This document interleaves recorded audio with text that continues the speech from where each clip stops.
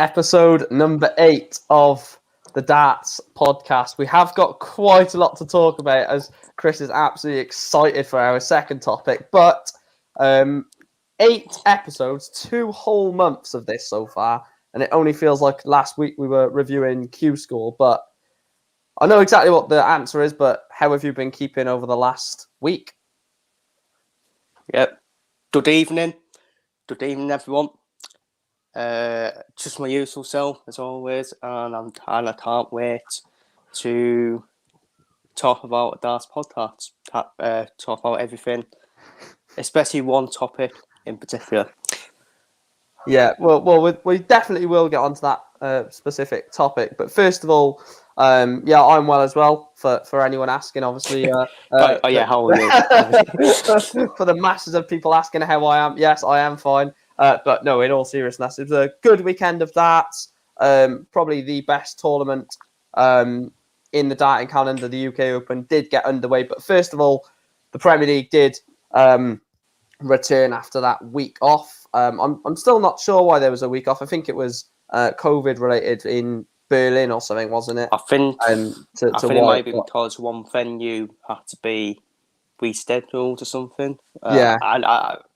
I mean, I've never seen it before where they took a week off, apart from when we were knocked down, where it was obviously paid over a week. Yeah. But yeah, confusing in my opinion. I don't know why they took a week off, but must be one venue must have got wiped off, to be honest with you. Yeah. Well, we did return to the Premier League sort of scene last week, and it was in Exeter that week number 4 got underway, and it was, whether you say it was surprisingly or not, Michael Smith doesn't win anything for those watching or listening, but it was Michael Van Gerwen dropping only 3 legs in his Premier League night last night. That was old Michael Van Gerwen. Would you agree? Yeah, definitely. Even 99 outwards, that's like, is probably his worst game, isn't it? Which is still good, in my opinion. Still keeps you in the game against other opponents, and I'm not trying to pure trumpet off my own backside, but not to say I told you so. Mike Van Gerwen would win a Premier League night. It was second time lucky from my predictions, to be fair, because I just felt Van Gerwen had to win a night at some point. Too good not to. With the pattern as well. With the pattern it went in. First night it was Peter White. Second night Johnny Curtin, and the third night Darren Price. So yeah, it only made sense. The 4 best players in the world that actually had trophies on their CVs, and Van Gerwen.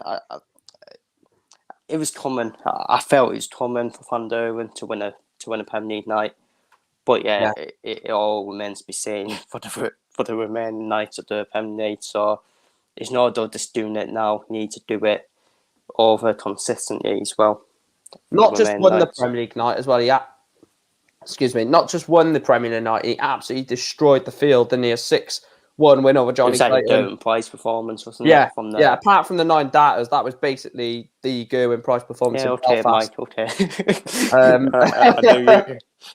Trust me, it's a topic that I don't want to talk about later on. So got to get these digs in early.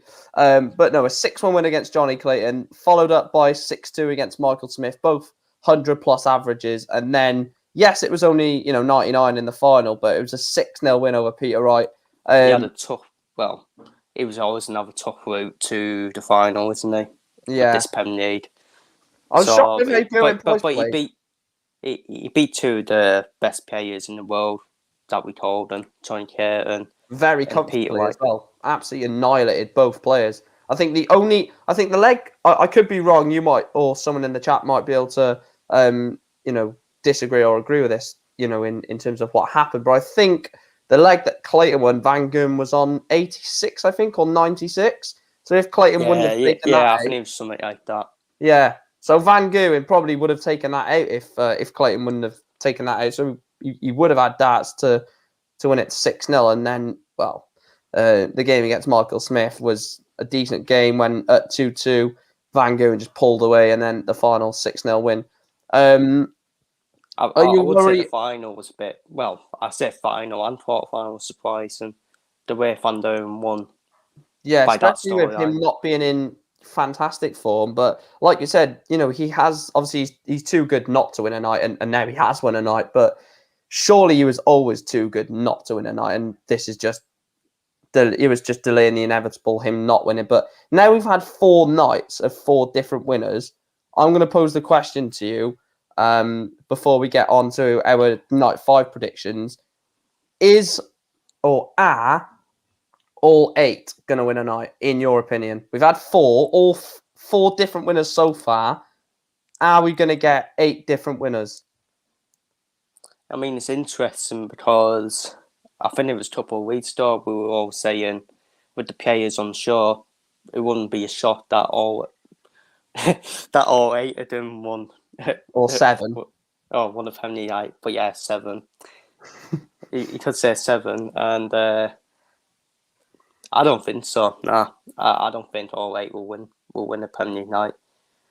Yeah, I do think it's going to be hard. Obviously, there's already been 4. I think it'll be two more to win a Premier League night. That have not won it already. yeah. And that is Joe Cullen. I'm going to tell you who you're saying. That is Joe Cullen and James Wade. Yep. Yeah. I knew exactly. Obviously, I knew you wasn't going to say a certain player, and I don't think Gary Anderson will. But moving on to night 5 nothing then. against Gary Anderson, of course. He's a very good player. He could easily go and win it. Like he could basically do what I think it was Van Gerwen, where Van Gerwen was not expected to, went into a the thing with Gary game, Anderson is it just depends which one turns up. Yeah. Gary Anderson's worst sort of negative in his game is Gary Anderson, isn't it? A lot of people have said that. He can beat himself as well, can't he? Yeah, if he's not playing, I mean, we've seen it before. If he's not playing well, he sort of has a go at himself, doesn't he? Or sort of, hits his, wrist or we've seen him mumble to himself on several occasions. But he's won trophies, hasn't he? So no, we're not going to keep saying that. Don't worry. But to be fair, you could say, well, even if you win a Premier League night, it's not technically a trophy, is it? It's just like Michael Smith will see it as that. He'll say that's a televised title. Very true. Not Michael Smith. He'll have a word in Sean McDonald's here for the next tournament, and the Premier League night winner, Premier League night 5 winner from Brighton, Michael Smith. Yeah. Nine March is a pretty lollipop tournament. So, but yeah, go on, continue. Well, this is going to be so funny when we get on to the next topic. But night 5 then of the Premier League, we travel to Brighton. The 4 quarterfinals. Gary Anderson takes on Michael Smith. Peter Wright takes on Johnny Clayton again. How many times have they played each other already? Michael Van Gerwen takes on James Wade, and what a game this could be. Not yet played each other in the Premier League yet. Joe Cullen takes on Gerwin Price. First of all, I just want you to give me your quarterfinal, your potential best quarterfinal, and then your final and who wins night 5. It's between 2. It's between Peter Wright and Johnny Clayton, obviously.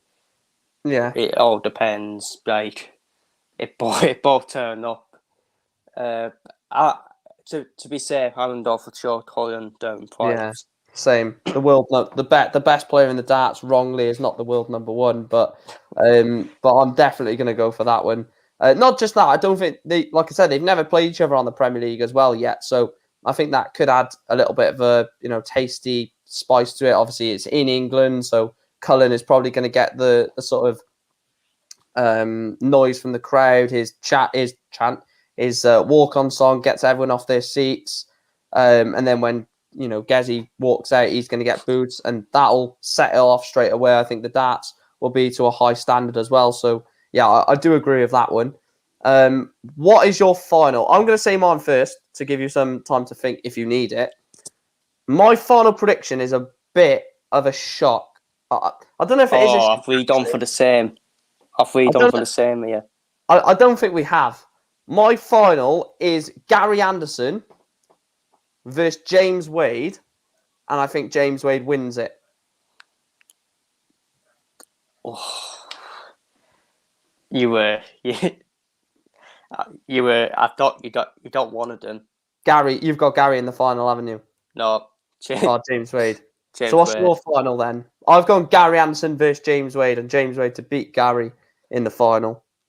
I think you're done off at this.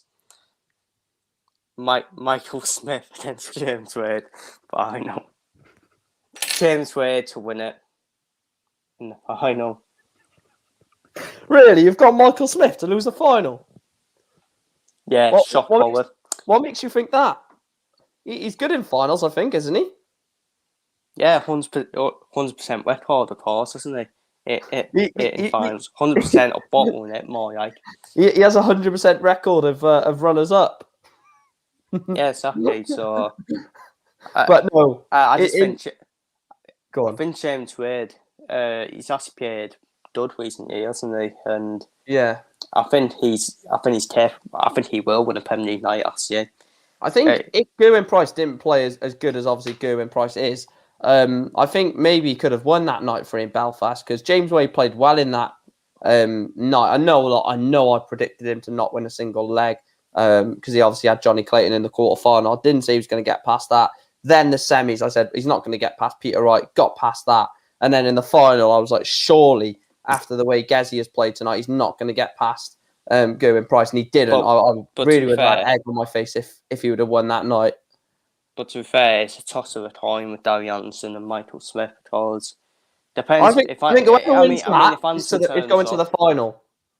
If Anderson turns up, then yeah, he beats Smith for me. Yeah, I have a strong feeling whoever wins that quarterfinal gets to the final. The only reason being is because I think the next Euro Tour is coming up, and Peter Wright, Johnny Clayton are going to be up for that. That is very true. That's why I've done for Smith to reach the final, then James Wade, and James Wade to win. Yeah, because it actually is. The Inter Wet and Darts Championship does start on Friday. So yeah, that's why I just think you got a point with Peter Wright and Kieran. They're going to be more focused on the Euro Tour. Yeah. So that's what I'm going to go with. I'm going to go same with Van Duren as well.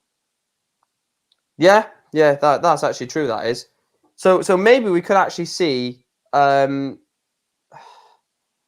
Maybe we could see something like a Gary Anderson, Cullen or Wade final, or Gary Anderson or Michael Smith versus Cullen final, because maybe Wade will be, because Wade wasn't at hasn't qualified for the next couple of Euro Tours after he had those two stinkers in the Euro Tour qualifiers. So maybe his head might be, if I can win a Premier League night to get my confidence back, and then when the next Euro Tour qualifiers are coming up, this wouldn't shock you with Wade, would it? Nothing bloody shocking with Wade. If he ends up being the pretty chaos. Yeah. Anyway, let's go on to the table then, the current table for the 2022 Premier League as it stands. So the current table as it stands, Peter Wright sits top on 10 points, Michael Van Gerwen second on 9, Johnny Clayton third on 8, Gerwyn Price fourth on 7, James Wade fifth on 7, Joe Cullen sixth on 3 points, and then Gary Anderson and Michael Smith 7th and 8th on 2 points. If you're down there, is it worrying now? We've had 4 nights of this now. Is it, do you start to worry or because of the format, if you win, I mean, if Michael Smith was, believe it or not, I am saying if Michael Smith was to win a night, he could go into the playoffs. So, and if Peter Wright was to lose in the quarterfinals and, we have a semi-final lineup of Van Gogh, Clayton, Price, and Cullen, for example, or something around that, then Peter Wright could be nearly falling out of the playoffs. So is it time to worry for certain players, and are the top four nearly safe? If this was the old format in the Premier League, then I think you would be worried with that gap from the playoffs, especially if where Dyson did a set as well from the old format. Yeah. But with the new format, it just shows if you just turn up on the night and end up winning a Premier League night, all of a sudden you're in the midst of them and even a final gets you free. Yeah, exactly. And you're right back in the midst. So yeah, this is the thing with the new format. That's why it makes it more tighter and competitive. Do you think with this format, then players like even maybe the last couple of weeks, if for example, Peter Wright is 7-8 points in the playoffs, and he doesn't have to turn up. Do you think he might just throw whatever and just not care, or do you think they'll want to end top of the Premier League? So I know you get a nice little bonus, but it's they get so much money throughout the year. Are they going to be too focused on the league bonus? Or I mean, for instance, top in the Premier League of darts doesn't mean anything, does it? I mean, because you're in the playoffs anyway. Until the playoffs. You have to go and win the playoffs. I know Ken Dolan obviously finished top, didn't he? And he still went on to win the play. I don't know, it might be a confidence boost if you finish top to go on and win it, but I don't think it matters. Van Gogh finished top last year, and he lost to Clayton in the semi-finals, didn't he? Yeah, that was it. Yeah, he lost to Clayton, didn't he? Because Jose de Sousa beat Aspinall. Unfortunately. And but yeah, I just think it doesn't matter. It's all about qualifying for the playoffs. Of course, you do. I mean, I would say try and avoid the toughest draw in the semi-finals as possible, but I don't think that matters. I think they're all tough, whoever gets in the playoffs. So, yeah, I mean, it's like with the playoffs in football, and it's like if you finish in the final playoff spot, you have all the momentum all of a sudden because of the form. Yeah, because the team, because you have to win games to get in there. So it's 4th place. If you're battling for that on the final night, I think the momentum's with you, if I'm being honest with you. Yeah, I'm massive. And that's why you see, referring to football, that's why you see, like, in the playoffs in League 2, for example, you see 7th place pick up, get promoted a lot via the playoffs. You see 6th place in League 1 and the Championship get that lap, get the win in the playoffs, because they've had to fight all the way to get into that playoff place, and then they've got the fight in the playoffs to continue the sort of, like you said, momentum to keep on going. Obviously, it didn't happen last season because I think all the playoff winners went from the place below. Yeah, they did. Automatic. Yeah. Which we were wrongly done as well in that game, I must add. But bloody, I was so raging. My bloody headphones came out. But it was Michael Smith's door start. Sorry, Michael. Sorry, Michael. But yeah, like I said, it doesn't matter. It's all about qualifying for the playoffs, where you. Moving on to a very good subject. It is the review of the 2022 UK Open, the first major of the year. Unbelievable tournament, though, to be fair. The first major of the year. We're not going to carry on with that. We'll just take a few comments first. Will Peter Wright be well? I think you mean do well in reference to the Premier League. Look, if he beats Clayton in Dome, he could go and win it, Peter Wright. He's a good, dare I say it, he's a very good player, but, he could easily go and go on and win that, in my opinion. Any one of the 8. I know we slander Michael Smith, and we do, but, it's 3 wins, isn't it? So anyone can realistically do it. Smith, Price will win. I hope so, Alex, mate. Very much so. Think MVG does it again. We will talk about MVG in a minute, because my granddad said this to me yesterday. How can a man play so good in a Premier League and then do what he's done in the UK Open? I said, Granddad, it's Michael Van Gogh. But and it starts as well. Yeah. So we will start off at the first round. Is there any notable? We don't want to, go too much in detail about the first round, but was there any game that like I said, we're not going to go through every game because it'll be until 12 o'clock. But is there any games in there that you maybe thought were didn't expect or anything like that? Like I said, we're not going to delve too much into probably round 1 to 3, but I would say Becky winning by that storyline. I thought that would be more close to them. Yeah, Bradley Brooks as well.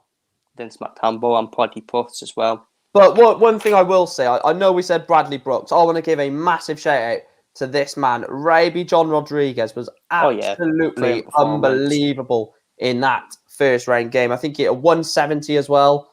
Every single leg. I think the leg that Brooks did win, it was when after he just hit the 170 and he was left on like 156. And then Stuart Pike or Chris Mason, whoever it was, said, surely he can't take out the 156, missed it. And then Bradley Brooks took it out. So what a performance that is. 108 from Raby John Rodriguez in that one. But like I said, I think that was the highest average of the round. It was. Yeah, 108 on the stage as well. And then one more shout out to Mark Rice. That game, you just felt sorry for him. Yella Klassen just done the right things at the right time. But Mark Rice, a Riley's qualifier. Yes, Yella was a Riley's qualifier as well, but we'll ignore that. Mark Rice to get 5 legs on a TV stage. That was fantastic for him. That's what this UK Open is about. Yes, he lost, but to get 5 legs against a former world champion on the main stage, that must be massive for him. Yeah, definitely. 23 more. Yeah, doesn't matter what form Klassen's in, it's still a tough draw for you. Because even though he's been out of form, he could turn up one day with what he used to be. And but yeah, fair play to Mark Rice, especially when no one heard of him as well.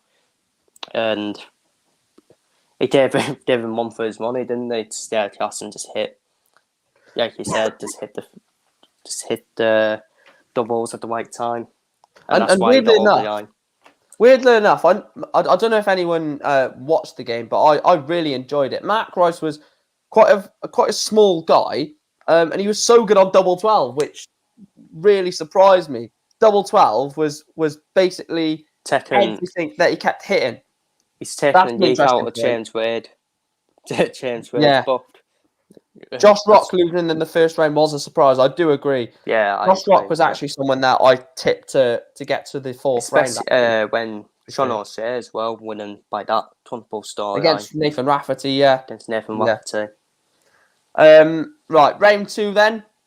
We did see a few very recognisable faces. Keane Barry began his run to the semi-finals. What a win that was against David Evans to set him on his way. Couple of interesting results. I know obviously he's Welsh, and I'm probably going to get people say, "Oh, look, you're just defending your Welsh boys." But I was surprised with A, how bad Louis Williams was, and B, how bad Schindler was. It was, yes, he's won 6-1, but that was a very, very poor game, Louis Williams versus Martin Schindler. Yeah, I'm pretty sure on the Arts podcast, I said this was one of the games of the pretty second round. Well, yeah. It didn't live up to it, did it? No. And two very good players as well, which shocked me even more. The fact that Schindler is very good, Louis Williams, of course. I'm not going to say my real thoughts because I'm just going to get called biased, but it's definitely an up-and-coming player, and they just didn't perform. Maybe it was the main stage, I don't know, but Louis Williams has been on the World Championship stage. He's been on the Euro Tour stage, so can't really say it's that. Maybe it was just one of them games that just happens. Yeah, it just didn't turn up for me, probably. Raby John Rodriguez getting past Gordon Mathers. Trying to see any other. Sebastian Bialecki. I mean, that's a good win. That's a good win for Ruby. Raby John Rodriguez. Yeah. Especially when Gordon Mathers is in good form recently as well, from what I saw. Yeah. Yeah. Danny Lauby as well, beating Paul Hogan. Moving on to the third round then. My time predictions just pretty went down the pan, didn't they? After game 1. Only joking. But round 3 then, where everyone is scrapping around to get into that 4th round draw. You know, the 4th round is like the 3rd round in the Football FA Cup. It's getting into that draw with the big boys. Can you get into that draw? And if you can you cause an upset? Or one thing that I would agree with is I would rather have easier opponents and go all the way than have the big players and have the exposure. But, you know, I can see an argument for both. But you can see what the 3rd round is and why it's a big round, because there's so many tight games, so many 6-5s in here, because obviously they are scrapping for something massive. Yeah, exactly. I mean, look at Wearmore Connor 6-5 win over Connor Stutt. Connor Stutt should have won that game as well. I think he was like 5-2 up in that one. It just sums it up in every tournament, doesn't it? Where you make a remarkable one in the tournament, but you get away with one and you won't. Just Peter White can easily say that. Then no more of them in the World Championship before he won his first World Championship. Watermino against Ross Montgomery 6-5. Kenny Nayans. I thought Ross Montgomery would have fancied his chances personally than Watermino. Yeah, Watermino is in not no form whatsoever, is he? Not at all. He was awful at the Worlds. I can't remember who he lost to actually. It was actually, it was actually Boris Koltsov last year. Koltsov, yeah. Because I remember in the first round, I think Boris won 3-0. I think. And that's when Watermino threw his tantrum at the end. But I mean, his first trophy at the Cow's backside. If I'm being completely honest, do you remember when he walked off at 1-0 after the first set and he kicked the stairway? Yeah, that was it. Yeah. And what a fall from grace as well from him. He was a top 32 player consistently, and he's just dropped off. I think he was number 22 in the world. I think that's his highest. Yeah. Moving on to the 4th round then. The top 32 were included in this round. And this is why we absolutely love the UK Open. Because there was a few massive draws in here. The first one, Joe Cullen against Peter Wright. A 10-6 win for Peter. And Michael Van Gogh 10-7 win over Gary Anderson. Couple of other tricky games in here. Is this why the UK Open is the best tournament in the world? Because you can get the world number 3 or the world number 7, I think it was at the time. Yeah, that's what I think. It's very. I think it should be one of the best tournaments ever in darts. Yeah. Obviously, you have to put it below the World Championship because it's weird though, isn't it? Yes, it is below the World Championship, but the World Championship is nothing like this. You can't have Michael Van Gogh versus sort of Gary Anderson. The best tournament, personally. Yeah, I do as well. In terms of that, the tour as well, you can get anyone in the tour. I mean, and you see players go under the radar all the way to the semi-finals. The whole tournament as well, where unsuspected players reach that stages of the tournament. So that's because the big boys drawing each other, like Van Gogh and Anderson and Cullen versus White. Ratajski, Price as well. Yeah, and Christopher Tarsi, especially depends which one turns up, and then Sterling Price. Even Chris Dobie, Michael Smith, that gets rid of one solid player. Danny Knopper against Van Duijvenbode later on, you know. And not just that, there were some big players that, you know, struggled against players like Johnny Clayton, struggled against Martin Lutman. That this game was a weird game. Kim Ibrex, Mensa Sulovic. But trying to think of some others. Ryan Silver, 4-3 down against Adrian Lewis. No disrespect to Mensa Sulovic, who lost to Van Sherrick in Van Sherrick's first ever tournament. Yeah, in the men's game, of course, men's tournament. Yeah. And if you use a Mensa Sulovic, you should probably don't let yourselves check out at the doctors, to be completely honest with you. Yeah. Very disappointing with Kim Ibrex. Very disappointed with him. So the players that made the 5th round onto the Saturday, it's just about getting in that Saturday for me. If you can get in the Saturday, you've had a good tournament. Was there any results in here that shocked you? The main one for me has to be how close Gerwyn Price got taken over the line against Jamie Hughes, and obviously Boris Kirchmar beating Dave Chisnell in that fashion. I know Chizzy has had a hard time of it recently, like someone else has, Michael Smith, no names, but definitely, I think when people look at shocks, they just look at people that have knocked out big players. They don't actually also look at certain games that should be a lot closer. Like if you look at it, Gerwyn Price should be putting Hughes away a lot more comfortably.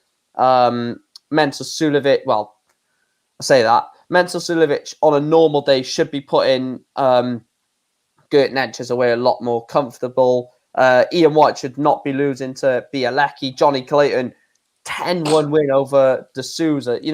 That's what you've got to look at shocks as well in terms of some shock scorelines rather than just who lost. Yeah, I was quite impressed by Jamie Hughes personally. I wasn't.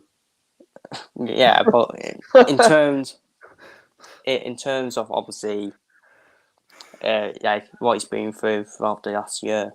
Yeah, Jamie Hughes, and Jamie Hughes recently, he's actually not played that bad. I even said at the Worlds he didn't play bad. Then William Smith just hit the right things at the right time. Yeah, that was Raymond Smith's moment, wasn't it? It was just William Smith's moment, and yeah, fair play to Jamie Hughes, won and Darren Price very close. Was there any other shocks in there that you've sort of seen? Dimitri Dimitri is a weird one. He can win 10-0 or he can lose, 10-6. So I'm not really going to talk about Dimitri, but is there any others in there that you were sort of... I think Damon Hetter is obviously the obvious one. Yeah. Even though it's not shock, but by the storyline, it is a shock. Do you know what? It wasn't that much of a shock. I didn't even notice it because Damon Hetter is so capable of actually beating Van Gogh, and I just totally overlooked that one.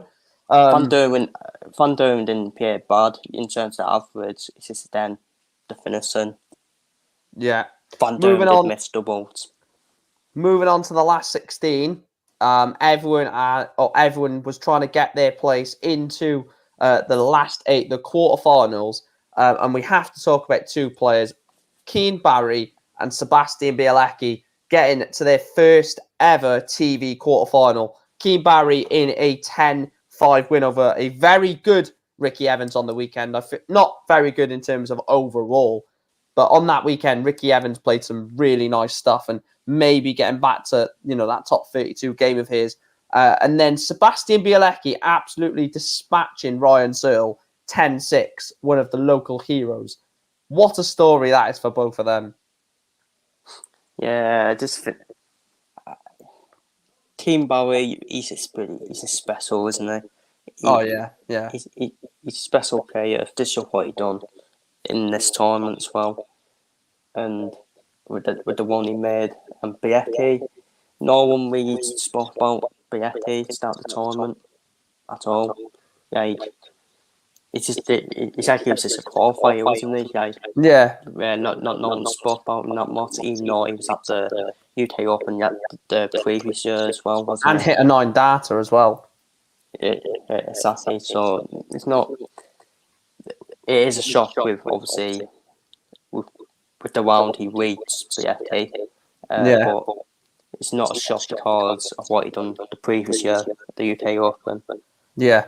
I did forget to mention as well, Jose Justicia, Jose Justicia, James Wade, Michael Smith were 3 players who hit the 9 data on this weekend. I was meant to say that at the start of the UK Open review. But moving on to the quarterfinals then, some very tasty quarterfinals in this. Excuse me. So the first one, James Wade losing 10-4 to Keane Barry, resurging to the semi-finals. Bielecki losing in a very, very good match against William O'Connor. Last leg decider. Bielecki just in that leg, he just let William O'Connor beat him basically, and then William O'Connor started to struggle in that one. Maybe everyone thought Bielecki has a chance. William O'Connor took it. Danny Knopper beat Damon Hetter 10-5, and then Michael Smith beat Gerwin Price 10-7. Yes, Bielecki didn't get there, but that was the end of his run.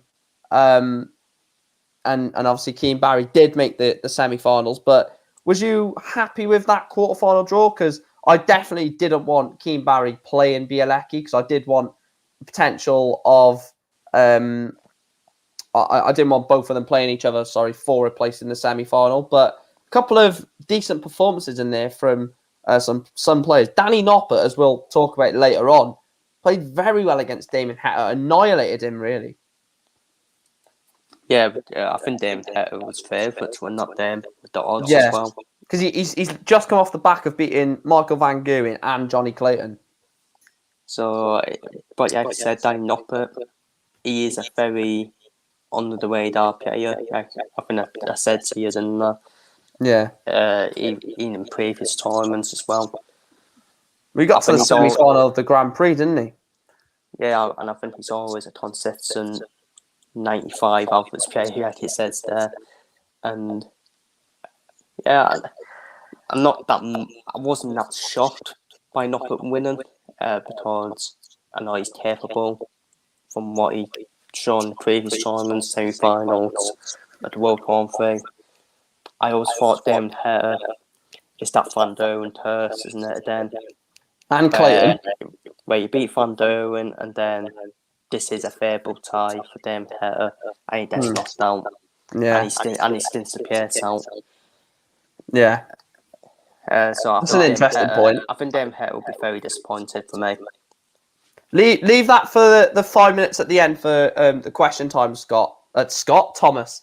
Put that in at the end of the podcast. Moving on to the semi-finals. Then I'm trying to move away from a certain topic. So semi-final 1, Keane Barry Keane Barry losing 11-6 to Michael Smith. A 94 average for Keane. In that first sort of section of the game, he was 6-2 up, Keane Barry, playing some absolutely fantastic stuff against Michael Smith. Michael Smith railed off 9 legs on the spin to beat him 6-11. To beat him 11-6. It looks very comfortable, but Keane Barry scared Michael Smith in that game. Yep, completely agree, because imagine if we didn't have advert press, I do think Keane Barry would have reached the final, in my opinion. Yeah, if we didn't have, I just think that advert press, it did a lot for Michael Smith. I said that it's heading to deer. But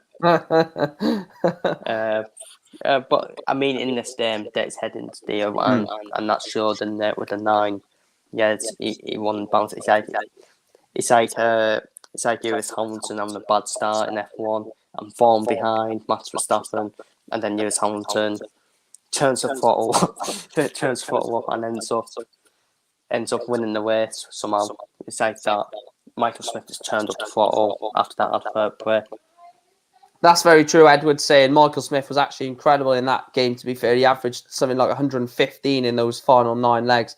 Yeah, the thing is, he does have that in his locker, which is more irritating to talk on about something in future, that he can average 115 in the space of 6, 7, 8 legs. And in this case, 9 legs. So Michael Smith, he's the best player, Michael Smith, ability-wise, if he's on it. Michael Smith then booked a place in the UK Open final against the Freeze, Danny Noppert. An 11-9 win over William O'Connor. I'm not going to say it was a good game in terms of, because obviously someone could just say, look at the averages, not even averaging 90. But I've said this before. Sometimes a game is better with low averages, missed starts at double, drama. This was a great semi-final to watch. Could have went either way. And then I think the advert players did help Danny Knopper as well. Because I think William O'Connor had a session of the game where he was leading as well against Danny Knopper. Yeah. And whenever the advert placed him in, it just turned the damn weight round Yeah. to the opponent player. But obviously this was more closer and could have went either way. I expected it to be a close game anyways because I do like to watch the talk about William O'Connor. I think he is a very banana stem player for anyone. Yeah. Same as Knopper as well, as we'll see. Same as Knopper. I actually do think both players do go under the radar in every tournament. Yeah. In my opinion. So it wouldn't shock me if William O'Connor by the end of the year is in the top 32 for me. Yeah. Moving on to the final then. The talk of the show. Dear. The final of the 2022 UK Open was Michael Smith 10, Danny Knopper 11. Michael Smith loses another final. Go on, have your time. This is what you've been waiting for since Sunday evening. I think we need to say well done to Danny Knopper first. Absolutely, yeah. Congratulations, Danny Knopper. With what he's had recently, birth of his baby, etc. He hasn't lost since that. I mean, good omen, isn't it? Good omen for him. Maybe that's a good thing when you get good views. Yeah. Before we talk about the other side of the final in terms of Michael Smith, I will bring this up now. What Thomas said earlier, Knopper for the Premier League next year is a major winner. Do you think that could happen, or do you think because don't forget he's won the major now early in the season. He's won it in March. He's got 8 months or something like that to put in quarterfinal appearances, get his ranking up. If he ends up in the top 10, he is definitely in the Premier League next year.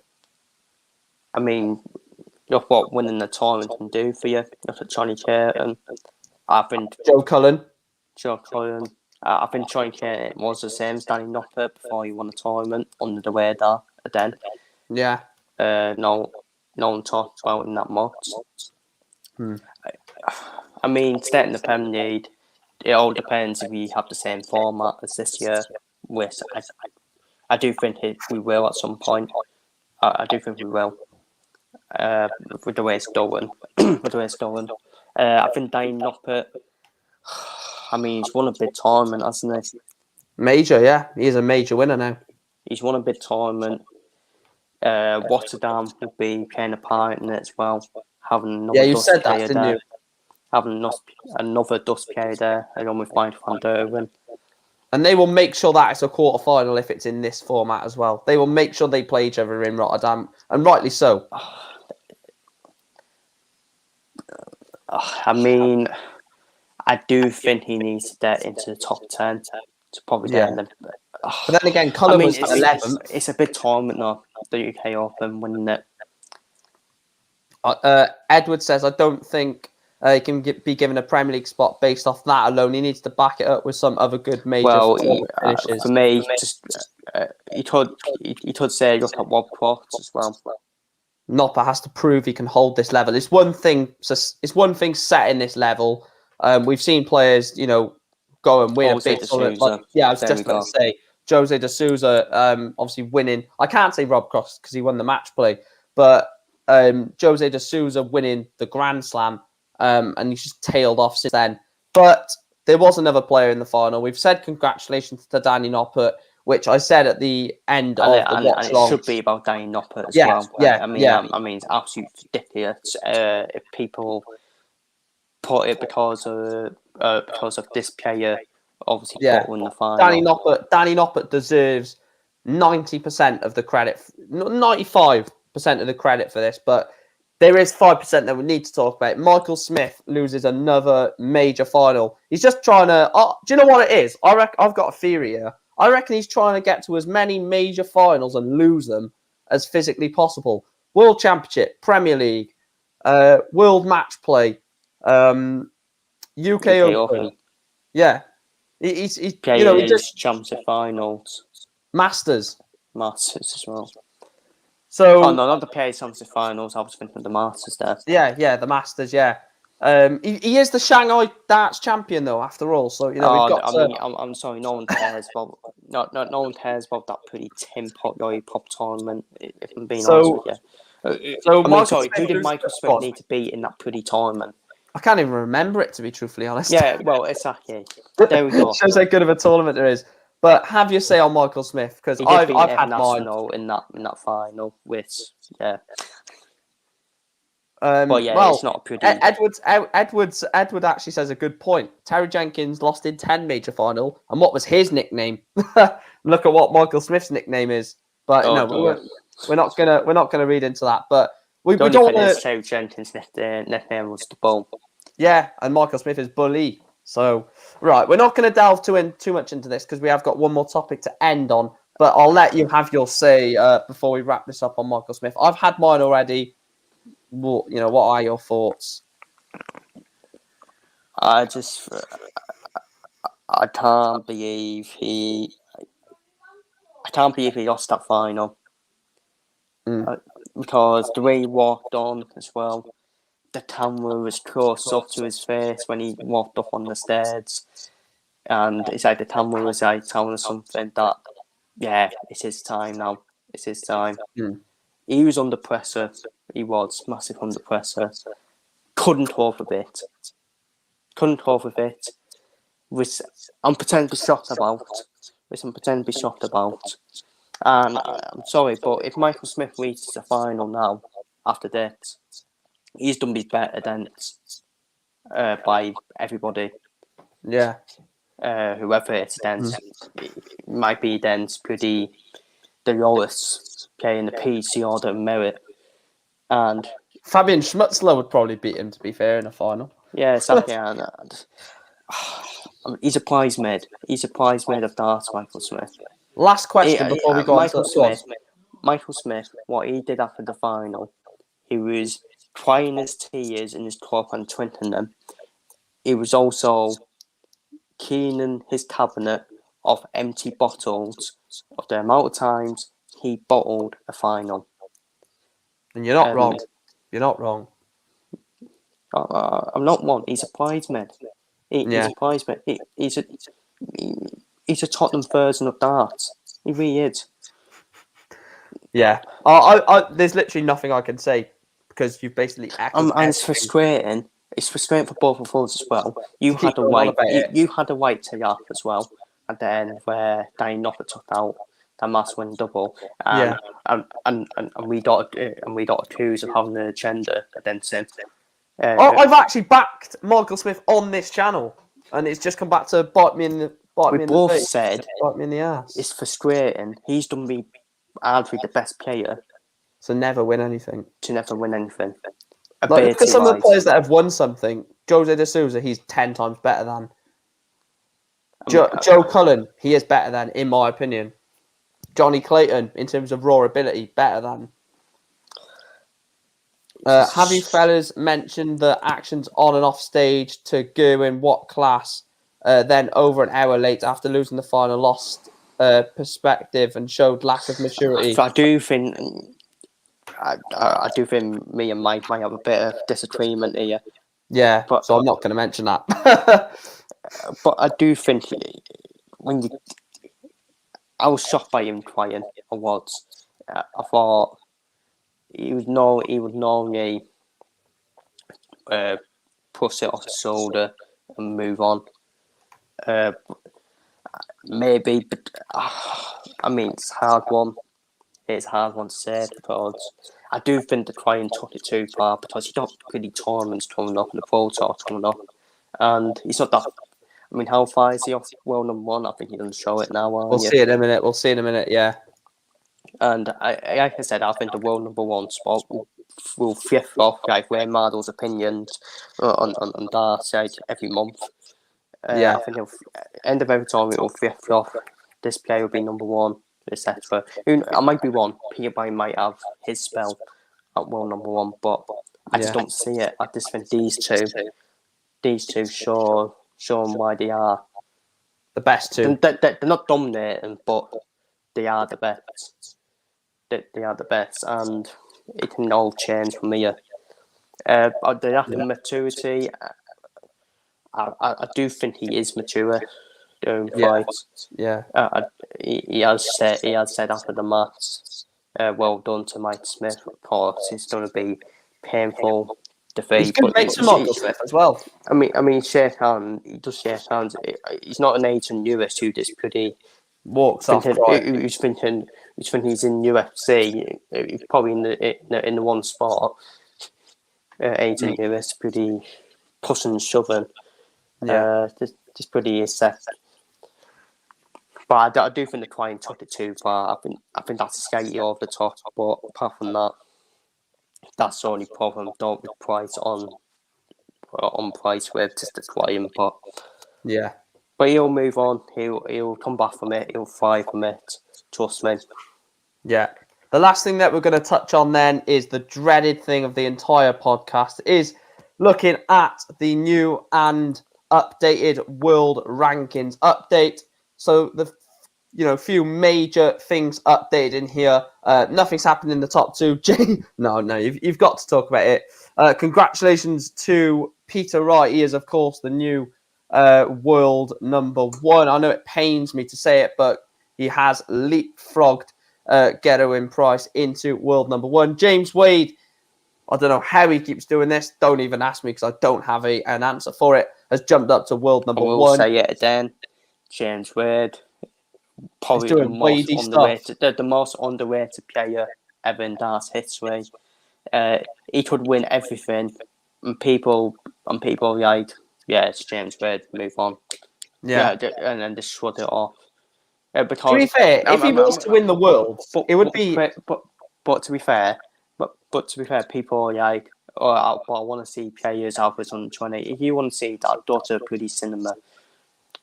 Don't see James Wade. I think Michael Smith should book a concert ticket to watch James Wade, the amount of trophies James Wade's won, and a training lesson how to win the final. Yeah, absolutely. I don't disagree with anything you're saying. So he does move up to world number 3. Michael Smith moves up to world number 4. Michael Van Gerwen. This is interesting. Obviously, I don't think this would ever happen. But as it currently stands to this day right now, sat here on the whatever date it is. I don't even know what day it is. 8th of March. 8th of March. Yeah, as we're sat here on the 8th of March, if the season was to end right now, Michael Van Gerwen is not guaranteed a place in the Premier League as he is down at the world number 5. It's interesting how they picked the Premier League this year because it's like, did they pick James Wade because he's in the top 4, or did they pick him Wade because he won the UK Open? Because that's the mystery question for me. I think it has to be the top 4 because they have said. But to be fair, I think this year picking the players, they didn't really mention the top 4 automatically got in. They kept quiet about it, and it's like a mystery question. So yeah. I can understand that. Yeah, I can understand. Where you're coming from. But to be fair, but to end it on that. But to be fair, if you pick James Wade and win the UK Open, then surely you would pick Rob Cross on winning a major as well. European Championship. Yeah. Rob Cross is definitely annoyed he didn't get in. Talking about the top 16, then Danny Noppert does move into the top 16, up 7 places for Danny Noppert. From 19th in the world until 12th. Christoph Ratajski, Dave Chisnell, and Dirk van Duijvenbode all dropped down 1. A big drop for Nathan Aspinall sees him drop outside the top 16. Is this a worrying stage for Nathan Aspinall at this moment in time? I think it's a worrying stage for a lot of players. Not yet. Dave Chisnell, he's defending money. Shock horror from the finals he bottled. And the tournament ones he bottled. Dirk obviously defending the money from the Qualm 3 final he reached. Yeah, he's going to need to get to the final of that somehow. And Mervyn Tin, just Mervyn Tin, isn't it? He would just somehow scraping. He would just somehow be quiet and be just inside the top 16, not outside. But Nathan Aspinall, I think it is a bid. Remaining tournament of the year for him, and Pro Tours as well. Yeah. One interesting fact from the weekend is we do have a new Australia number one in the world. Damon Hetter did go up 4 places Bloody from hell, his 3K between them. Yeah, that's mental. So as it currently stands, the World Cup team captain for Australia will be Damon Hetter. He is now the best Australian player in the world. Just going down the to list. be fair, he is though, isn't he? Let's be honest, he is. I'm not At too this moment, sure. not at this moment in time. Yeah, I'd say I think 3 grand actually sort of justifies. I think he's only just a little bit better than Whitlock, in my opinion. Going down the list, William O'Connor's run to the semi-final has now put him 23 grand or 22,000. He's dead in the top 32 by the end of the year for me. Yeah, going down the list, Ricky Evans up 1. Sorry, Martin Klimak up by 1. Adrian Lewis up by 1. Jamie Wonderful Hughes down by achievement from 3. Lewis. Up by 1. He's into the top. Well, he's 40th in the world, AD Lewis. Going down the list. Could he better than Michael Smith? Unbelievable. We've got a couple of big movers. Obviously, Keane Barry is now 52nd in the world. Obviously, to Which be is surprising way. People would have thought he would probably be in the print of the top 32 because of the tournament one he made. But he is where he is because to previous before the UK Open, of course. So, but Keane Barry is just on a move up and up and up for years to come for me. Yeah, as I said, he is special. So yeah, just going down the look list. at that, Wayne van Barneveld, chopped down by 2. Andy Bolton down by 4. Alarm clock coming for Wayne van Barneveld. Retirement announcement. Well, we never After he know. got beat off Mike Queen in the UK Open. Oh well, but with the greatest respect in the world, I think he should retire. if you didn't beat him Mike Queen in the tournament. Terrible. But moving on quickly. Obviously, as you know, the top 64. Yeah, that's right, Sean. That is 100% right. The top 64, unless you are a recent tour card holder, will lose their tour card. So players like Max Hott, Mike DeDecker, John Williams. I was reading the 2 names together then. John Anderson, Scott Mitchell, Joe Myrn, and Adam Gavlas, Neil Zonneveld. There's a lot of players that are potentially sort of, about to lose their tour card. But what's the main one from that before we wrap this up then? The main sort of mover or dropper from the UK Open. Because it's not that big of a tournament. If you get to the final, it's not like a world championship where if you get to the final, you could probably go up 20, 30, 40 places. It's just little changes here and there, isn't it? I think the main movers are Danny Knopper moving to the top 15. I think that's his first time in the top 15 as well. Yeah. And up to world number 12, he's on the print. He's not that far off the top 10 now. Then at the very top, obviously, Peter Wright no longer. Peter Wright no longer won. Peter Wright first time. Yeah, world number 1. Michael Van Gerwen outside the top 4 as well. James Wade 3rd in the world. That's a big swap for Van Gerwen. I mean, people don't be talking about that. End of the year. People don't be talking about that, but I still think Van Gerwen will get back in the top 4 by the end of the year. Well, Danny Knopper is now predicted to get to world number 8 by the end of the year. Well, I think that'll be enough. That will guarantee him a place in the Premier League. Oh, can you imagine Danny Knopper versus Michael Van Gerwen in Rotterdam? I don't want to predict early though. That's I'm gonna have head on my face.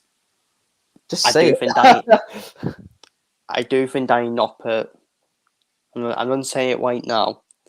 He will get in the Premier League next year. And Keane Barry, wow! Keane Barry is predicted to end the year 35th. Only just missed out on the top 32 he could end 8 grand off the top 32, Keane Barry. Like I said, I think he's going to move up anyways, isn't he, for years to come. Yeah. It's just a moment in time now. It's just going to become his favourites. And he's not just fearless, he's bloody talented. For me, he's the best, probably. He's the best youngster out there. for me.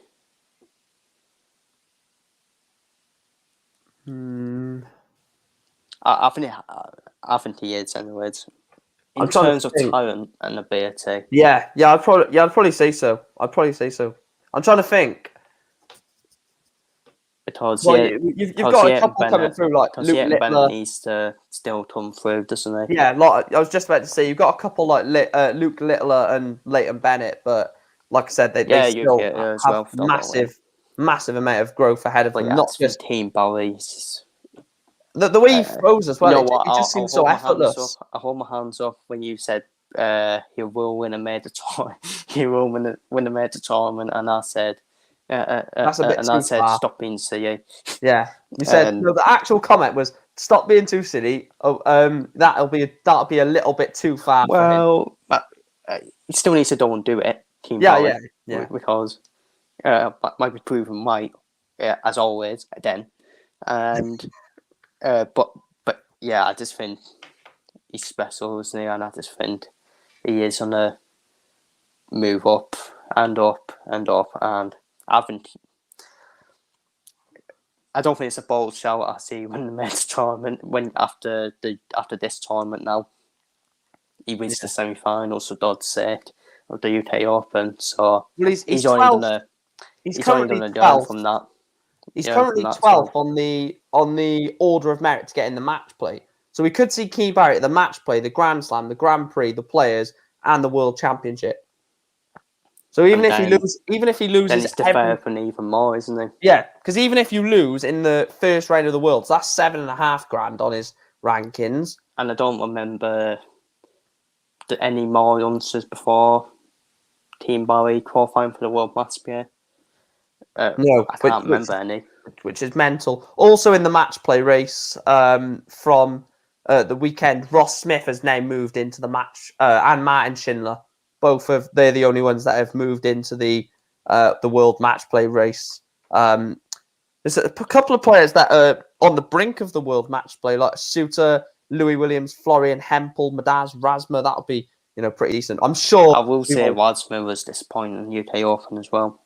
Yeah, that was actually disappointing. Yeah, Madaz Razma losing because I thought Jamie Hughes. As much as I said, Jamie Hughes, it's not been bad recently. I did expect Razma to the cleaners. Razma to probably get over the line in that one. Yeah, we definitely will be talking about the match play later on in the year. But episode 8 of the podcast has come to a conclusion. 2 whole months of the podcast, which is absolutely mental. But Chris, where can we find you as always?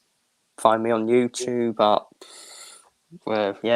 Chris Wells person, basically, where I do all sorts. There you go. Yeah, there we go.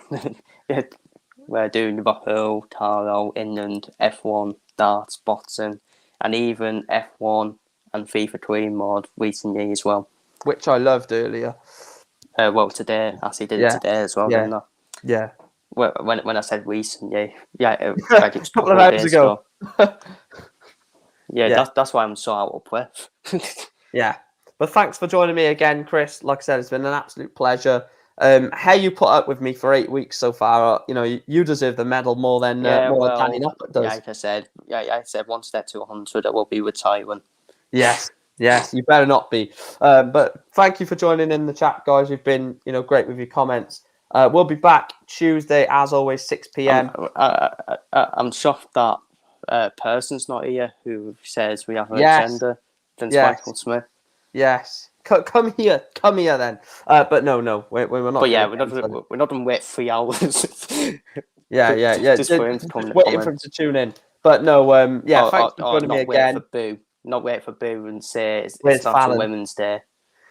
Hinting at certain player. Oh, those comments are absolutely funny. But like I said, thanks for joining me. Thanks to everyone in the comments. You've been absolutely great as always. We'll be back Thursday evening for night 5 of the Premier League, and then we'll be live on Tuesday for episode 9. Thanks for joining. Thanks to Chris for jumping on again, and we will speak to you guys shortly. Thank you.